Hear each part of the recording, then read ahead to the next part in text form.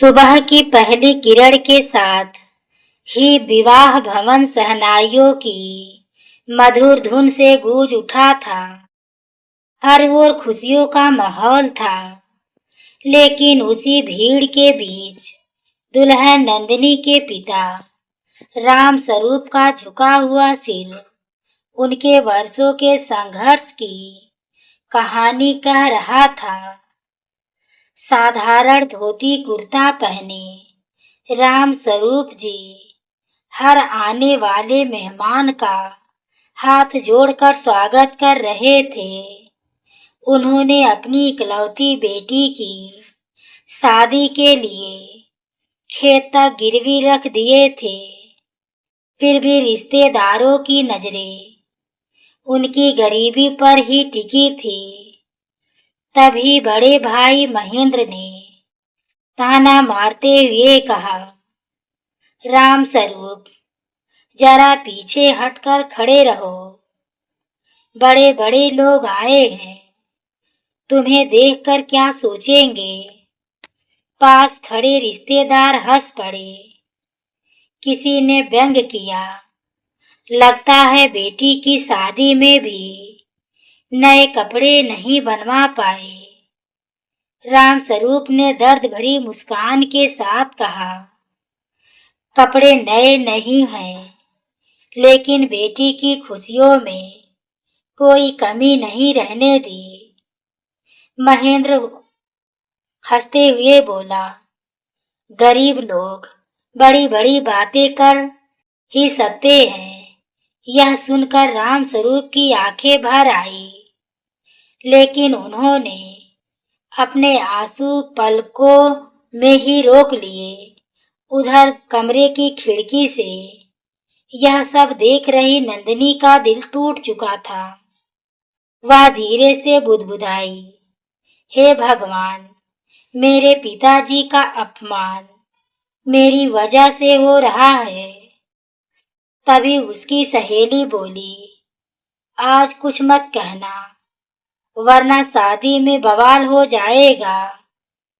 नंदिनी ने कांपती आवाज में कहा, जिस पिता ने मुझे कभी रोने नहीं दिया, आज वही सबके सामने अपमान सह रहे हैं। दूसरी ओर दूल्हा आदित्य भी यह सब देख रहा था। उसने अपने पिता से धीमे स्वर में कहा, पिताजी, इंसान की पहचान उसके कपड़ों से नहीं, उसके संस्कारों से होती है। पिता ने जवाब दिया, अभी समय नहीं है बेटा, चुप रहो। आदित्य ने बिना कुछ कहे राम स्वरूप की ओर देखा। उसकी आंखों में सम्मान साफ दिखाई दे रहा था। शादी की सारी रस्में पूरी हो गई, अब विदाई का समय आ चुका था। नंदिनी अपने पिता के गले लगकर फूट फूट कर रोने लगी।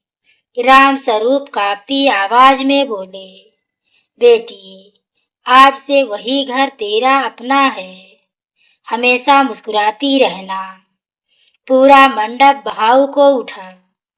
तभी अचानक आदित्य अपनी जगह से उठा और सबको हैरान करते हुए सीधे राम स्वरूप की ओर बढ़ने लगा। महेंद्र मुस्कुराकर बोला, लगता है दूल्हा भी कोई रस्म निभाने जा रहा है। लेकिन अगले ही पल जो होने वाला था, उसकी कल्पना पूरे मंडप में मौजूद किसी भी व्यक्ति ने नहीं की थी। जैसे ही आदित्य राम स्वरूप के सामने पहुंचा, पूरे मंडप में सन्नाटा छा गया। सबको लगा कि शायद दूल्हा कोई रस्म निभाने वाला है, लेकिन अगले ही पल आदित्य ने झुककर राम स्वरूप के चरण छू लिए। यह दृश्य देखते ही हर किसी की आंखें फैल गई।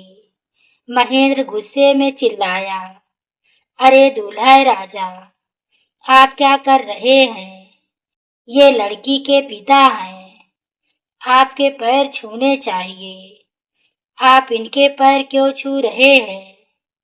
आदित्य धीरे से खड़ा हुआ और शांत स्वर में बोला, जो व्यक्ति अपनी सारी खुशियां, अपनी मेहनत की कमाई और अपना दिल अपनी बेटी के लिए न्यौछावर कर देता है, उसके चरण छूना मेरा सौभाग्य है, अपमान नहीं।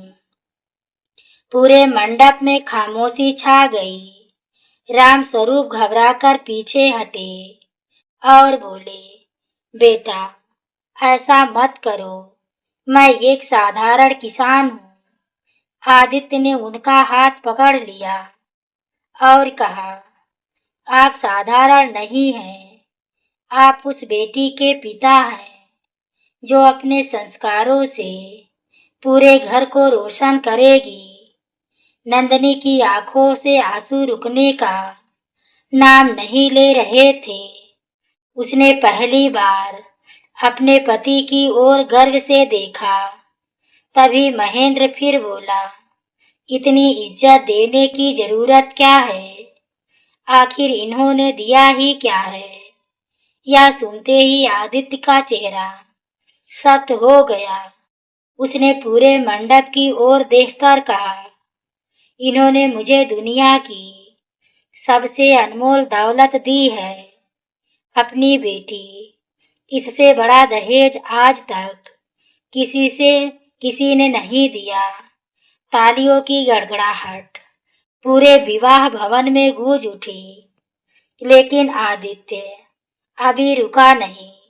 उसने जेब से एक पुरानी हल्की सी मुड़ी हुई तस्वीर निकाली और सबके सामने उठाकर कहा, आज मैं एक ऐसा सच बताने जा रहा हूँ जिसे सुनकर आप सबकी सोच बदल जाएगी।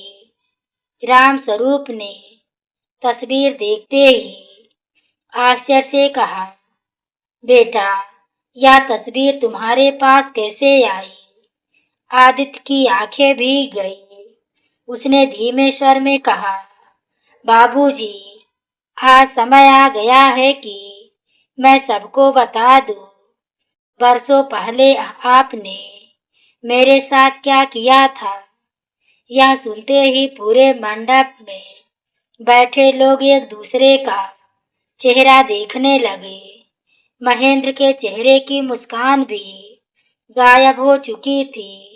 किसी को समझ नहीं आ रहा था कि एक अमीर घर का दूल्हा आखिर एक गरीब किसान को बाबूजी क्यों कह रहा है।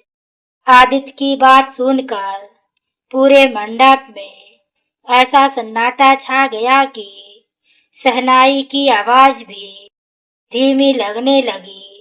सबकी निगाहें उसी पर टिक गई। आदित्य ने कांपते हाथों से वह पुरानी तस्वीर राम स्वरूप की ओर बढ़ाई और बोला, बाबूजी, क्या आपको यह दिन याद है? राम स्वरूप ने तस्वीर हाथ में ले ली। तस्वीर देखते ही उनकी आंखें भर आई, होठ कांपने लगे। उन्होंने धीरे से कहा, यह तो 15 साल पुरानी बात है। महेंद्र झुंझलाकर बोला, आखिर इस तस्वीर में ऐसा क्या है? आदित्य ने गहरी सांस लेते हुए कहा, आज मैं जिस मुकाम पर खड़ा हूँ उसकी नींव इस गरीब किसान ने रखी थी। पूरे मंडप में फुसफुसाहट शुरू हो गई। आदित्य आगे बोला, 15 साल पहले मेरे पिताजी का एक्सीडेंट हो गया था। हमारी हालत बहुत खराब थी। अस्पताल वाले इलाज शुरू करने से पहले पैसे मांग रहे थे। रिश्तेदार एक एक करके मुंह मोड़ चुके थे। उसी समय यह किसान अपनी फसल बेचकर लौट रहे थे। राम स्वरूप ने सिर झुका लिया। आदित्य की आंखों से आंसू बह निकले। इन्होंने हमारी बातें सुनी और बिना हमें जाने अपनी जेब में रखी पूरी रकम अस्पताल के काउंटर पर जमा कर दी। यह सुनते ही पूरे मंडप में सन्नाटा और गहरा हो गया। आदित्य बोला, वह रकम इनके लिए सिर्फ पैसे नहीं थी, वह इनकी साल भर की मेहनत थी। राम स्वरूप ने धीरे से कहा, बेटा, मैंने तो सिर्फ इंसानियत निभाई थी। आदित्य ने भावुक होकर उत्तर दिया, लेकिन उसी इंसानियत ने मेरे पिता की जान बचाई और मेरा भविष्य भी। महेंद्र के चेहरे का रंग उड़ चुका था। आदित्य ने उसकी ओर देखते हुए कहा, आज आप जिस गरीब किसान का अपमान कर रहे थे, उसी गरीब ने कभी किसी अमीर गरीब का फर्क नहीं देखा। नंदिनी फूट फूट कर रोने लगी। मंडप में बैठे कई लोगों की आंखें भी नम हो गई। तभी आदित्य ने कहा, लेकिन अभी एक सच और बाकी है, ऐसा सच जिसने सुनने के बाद शायद बाबूजी भी हैरान रह जाएंगे। आदित्य की आखिरी बात सुनते ही पूरा मंडप स्तब्ध रह गया। राम स्वरूप ने हैरानी से पूछा, बेटा, अब ऐसा कौन सा सच बाकी है? आदित्य ने अपनी आंखों के आंसू पोंछे और धीमे स्वर में कहा, बाबूजी, जिस दिन आपने अस्पताल में हमारी मदद की थी, उसी दिन मैंने मन ही मन एक वचन लिया था कि अगर जीवन में कभी सफल हुआ तो सबसे पहले उस इंसान का ऋण चुकाऊंगा जिसने बिना पहचान के हमारी जिंदगी बचाई। यह सुनते ही राम स्वरूप बोले, बेटा, इंसानियत का कोई ऋण नहीं होता। मैंने जो किया उसे भूल जाओ। आदित्य मुस्कुराया और बोला, मैं भूल जाता अगर उस दिन आपकी एक बात मेरे दिल में ना उतर जाती। महेंद्र ने झुंझलाकर पूछा, कौन सी बात?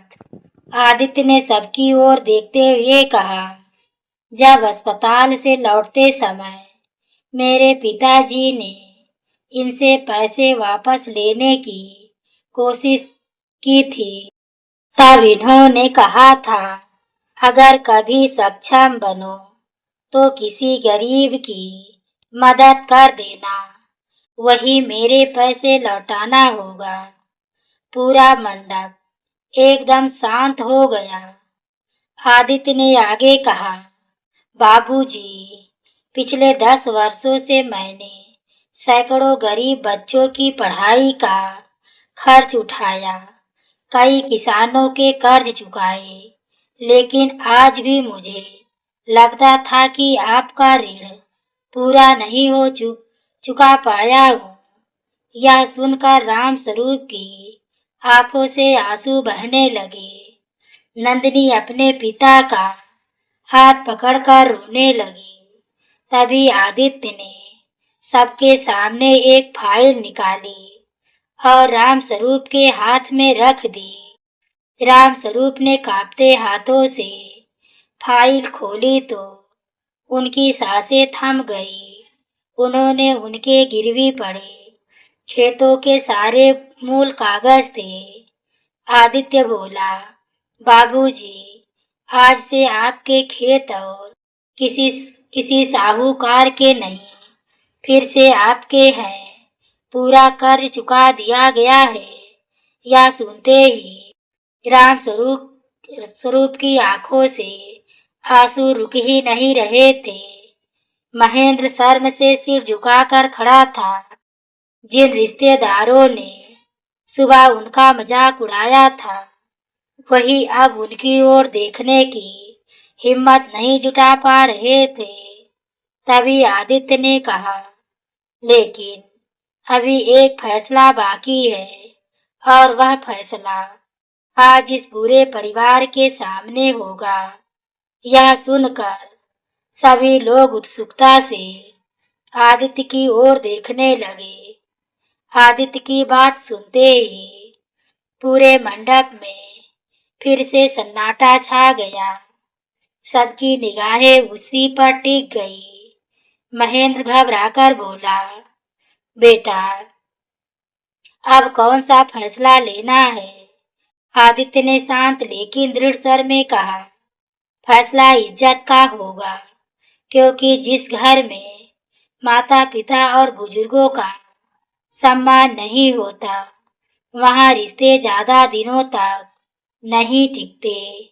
यह सुनते ही महेंद्र का सिर झुक गया।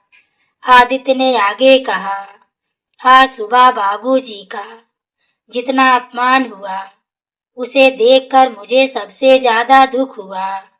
जिस इंसान ने अपनी पूरी जिंदगी मेहनत करके बेटी को अच्छे संस्कार दिए, उसी को उसके अपने लोगों ने छोटा साबित करने की कोशिश की थी। पूरा मंडप शर्म से खामोश था। आदित्य ने राम स्वरूप का हाथ पकड़कर उन्हें मंच पर अपने पास खड़ा कर लिया और कहा, आज से मेरे लिए ये केवल ससुर नहीं, मेरे पिता हैं। इस घर में इनका सम्मान मेरे माता पिता के बराबर होगा। यह सुनते ही तालियों की गड़गड़ाहट पूरे भवन में गूंज उठी। नंदिनी की आंखों से खुशी के आंसू बहने लगे। तभी महेंद्र कांपते कदमों से आगे बढ़ा। उसने राम स्वरूप के सामने हाथ जोड़ दिए और भर्राई आवाज में बोला, भाई, मुझे माफ कर दो। मैंने हमेशा तुम्हारी गरीबी देखी, तुम्हारा बड़ा दिल कभी नहीं देखा। राम स्वरूप ने तुरंत उसका हाथ पकड़ लिया और बोले, भैया, रिश्ते माफी से नहीं, अपनापन से चलते हैं। जो बीत गया उसे यही भूल जाते हैं। यह सुनकर महेंद्र फूट फूट कर रो पड़ा और छोटे भाई के गले लग गया। पूरे मंडप की आंखें नम हो गई। दूल्हे के पिता भी आगे आए और बोले, राम स्वरूप जी, आज आपने नहीं, आपके संस्कारों ने हमारी झोली भर दी है। हमें ऐसी बेटी और ऐसा परिवार पाकर गर्व है। विदाई की घड़ी फिर से आई। इस बार नंदिनी रो तो रही थी, लेकिन उसके आंसू दुख के नहीं, गर्व और सुकून के थे। राम स्वरूप ने बेटी के सिर पर हाथ रखते हुए कहा, बेटी, धन दौलत कभी इंसान को बड़ा नहीं बनाती, उसके संस्कार उसे सबसे अमीर बना देते हैं। आदित्य ने मुस्कुराकर कहा, बाबूजी, आपका यह आशीर्वाद ही हमारे जीवन की सबसे बड़ी संपत्ति है। शहनाइयाँ फिर बज उठी, लेकिन इस बार हर सुर यही कह रहा था कि गरीबी कभी इंसान की असली पहचान नहीं होती। उसके संस्कार ही उसका सबसे बड़ा सम्मान होते हैं। विदाई के साथ एक बेटी अपने नए घर चली गई, लेकिन उस दिन एक पिता अपने खोए हुए सम्मान को हमेशा के लिए वापस पा चुका था। तो दोस्तों, ये कहानी आपको कैसी लगी? अगर आपके दिल को छू गई हो तो वीडियो को लाइक, शेयर, हाइप करना ना भूलें। पूरी कहानी को सुनने के लिए आपको तहे दिल से धन्यवाद।